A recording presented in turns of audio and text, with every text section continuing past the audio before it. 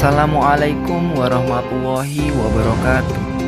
Selamat datang di channel Ufuk Hubaidiyah, channel Islami yang akan selalu menyajikan segala sesuatu yang membawa manfaat. Jangan lupa subscribe, like, dan share-nya. Satu share, satu kebaikan. Muhammad Zaini bin Abdul Ghani yang lebih akrab disapa Abah Guru Sekumpul lahir pada 11 Februari 1942 Masehi atau 27 Muharram 1361 Hijriah di Desa Dalam Pagar, Kecamatan Martapura Timur, Kabupaten Banjar. Beliau merupakan anak pertama dari Kiai Haji Abdul Ghani bin Haji Abdul Manaf dan ibundanya, Hajah Maslihah binti Haji Mulia. Abah Guru Sekumpul merupakan ulama Banjar yang dikenal karismatik di Kalimantan, khususnya di Martapura, Banjarmasin. Banyak orang mengira Sekumpul adalah nama pondok pesantren, padahal tidak demikian. Awalnya di sekitar hutan Karamunting tersohor dengan nama Sungai Kacang.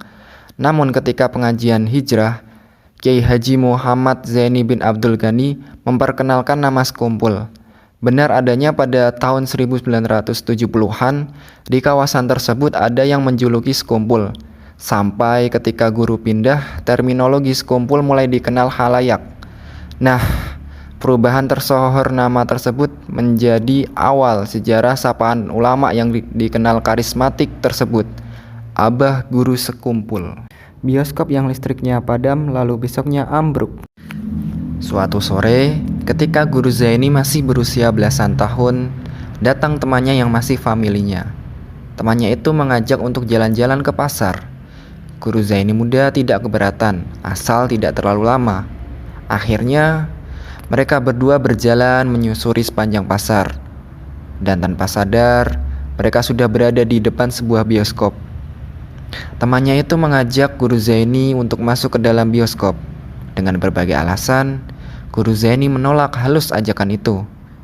Namun sang teman tetap memaksa masuk sambil menarik tangan Guru Zaini muda. Dengan berat hati, Guru Zaini menuruti keinginan temannya itu. Akhirnya, apa yang terjadi? Tanpa diduga sebelumnya, seketika seluruh aliran listrik di bioskop itu mati total, dan pemutaran film pun berhenti. Bukan sekedar itu, keesokan harinya terbetik sebuah kabar bahwa bioskop itu ambruk. Sebuah tempat yang dimasuki oleh kekasih Allah akan berubah menjadi baik dan hilang kebatilannya dari tempat itu. Subhanallah. Dan sungguh besar sekali penjagaan Allah terhadap hamba-hamba yang dicintainya.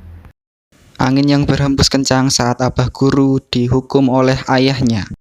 Abah Guru sejak kecil dididik dengan sangat ketat oleh orang tuanya. Sang ayah, Guru Abdul Ghani, selalu mengawasi sang putra dengan sangat ketat. Sedang melakukan apapun, sang ayah selalu memperhatikan dengan seksama agar jangan sampai sang putra melakukan perbuatan yang melanggar aturan syariat. Sampai suatu hari, sang ayah mendengar bahwa Abah Guru melakukan sebuah tindakan yang kurang berkenan di hati sang ayah. Ketika Abah Guru sampai di rumah, beliau diikat oleh sang ayah di tiang rumah, lalu dupa dinyalakan di dekat wajah beliau, sehingga Abah Guru merasakan kepanasan. Saat Abah Guru dihukum oleh sang ayah, alam menjadi ganjil. Angin beliung berhembus sangat kencang.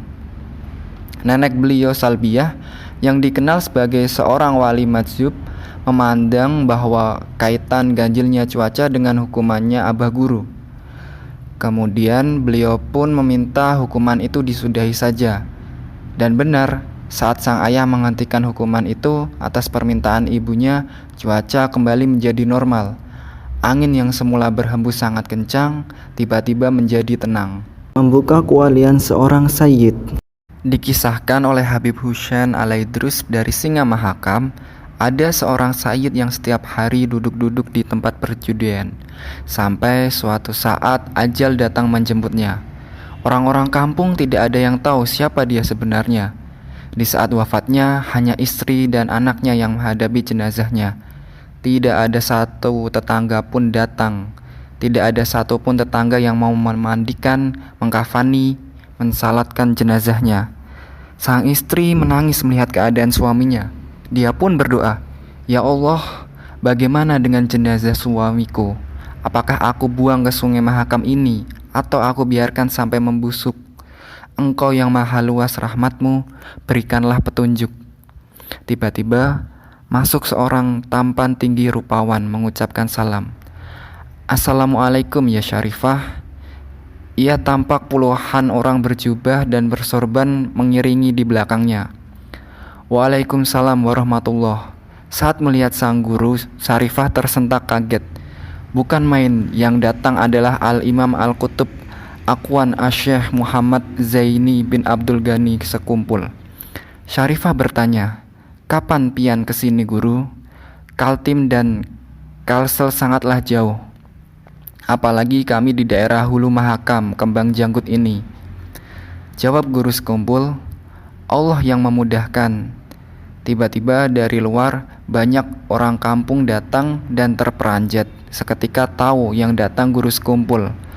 Maka mereka keheranan dan salah satu dari mereka berkata, "Wahai guru, ini adalah orang yang senang berjudi, tiap hari duduk-duduk di tempat perjudian." Guru sekumpul tersenyum dan berkata, "Apakah kamu melihat beliau sendiri main judi? Atau beliau cuma duduk-duduk saja di situ tanpa main judi?" Sang penduduk pun terdiam. Kata abah guru sekumpul, kemudian beliau ini yang tiap hari Abah guru sekumpul kemudian kembali berkata, "Beliau ini yang tiap hari kalian lihat di tempat perjudian adalah seorang zuriyah Rasulullah Shallallahu Alaihi Wasallam. Beliau ini yang jadi penyandang bala di kampung sini. Beliau ini yang setiap malam pada saat kalian tidur, beliau bangun dan sholat tahajud mendoakan kalian.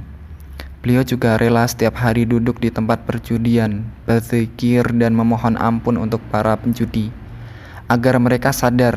Tapi kalian tidak tahu, kalian cuma melihat dengan pandangan zahir saja. Beliau tidak terkenal dalam pandangan masyarakat bumi, tapi sangat terkenal di langit." Maka para penduduk menjerit dan menangis. Yang biasa berjudi langsung sujud dan memohon ampun kepada Allah. Lalu jenazah beliau dimandikan, dikafani dan disolatkan hingga diantar ke pemakaman. Hujan pun turun dengan derasnya usai pemakaman. Janganlah kalian seperti itu. Walaupun dia berperilaku seperti itu, tapi sebenarnya dia tidak seperti itu. Berprasangka baiklah dengan makhluk Allah Subhanahu wa Ta'ala.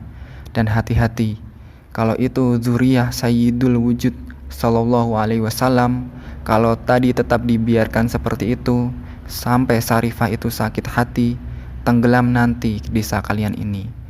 Murka Rasulullah Sallallahu Alaihi Wasallam, murka juga Allah Subhanahu wa Ta'ala.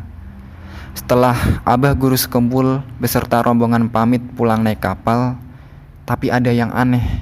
Kapal yang ditumpangi abah guru sekumpul beserta rombongan itu tidak nampak lagi di Kaltim. Sepertinya itu kapal Alam Jabarut.